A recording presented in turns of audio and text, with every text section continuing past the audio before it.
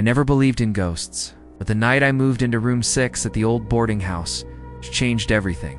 The landlord gave me the key, warned me not to move the furniture, said don't listen if someone whispers your name at night. I laughed. I thought it was just an old man's joke. The room was small, single bed, a wooden desk, and an old cracked mirror hanging on the wall. In the corner, there was a wardrobe tall, wooden, its doors half broken. I threw my bag on the bed and tried to ignore the smell of damp wood and dust. That night, I couldn't sleep. The silence was too heavy. I kept hearing tiny knocks, not from the door, but from inside the wardrobe. I told myself it was rats or the wind. But then, at exactly 2:13 a.m., I heard it a whisper.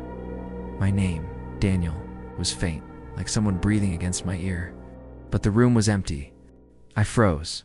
My heart was hammering in my chest. I didn't even breathe.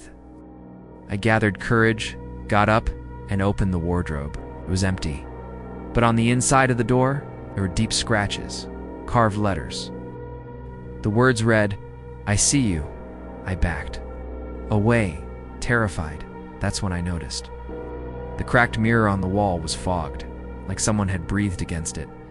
And slowly, 3 words appeared. Turn around. I turned. The wardrobe door was wide open, and inside, the darkness. 2 pale hands were gripping the wood, I swear.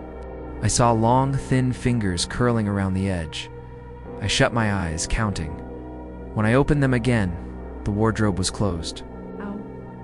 The mirror was clear, but I couldn't shake the sound of that whisper. Every night it got worse.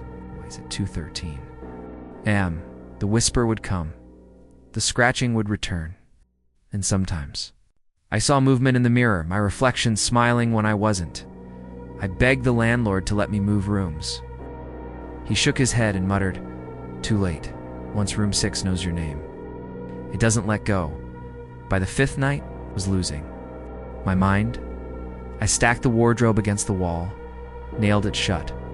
I smashed the mirror into pieces. But at 2:13 a.m., the whisper returned. Louder, closer. Daniel.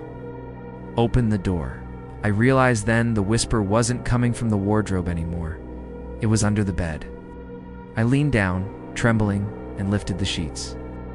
The darkness under the bed wasn't just shadows. It was deeper, endless, like a hole swallowing the floor.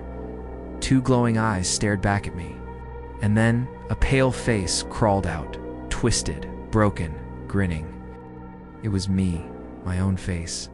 But it whispered, in a voice that wasn't mine, now it's your turn to stay here. I tried to run. The door wouldn't open. The window wouldn't. Break, the last thing I remember, hands pulling me down into that darkness, the floor swallowing me whole.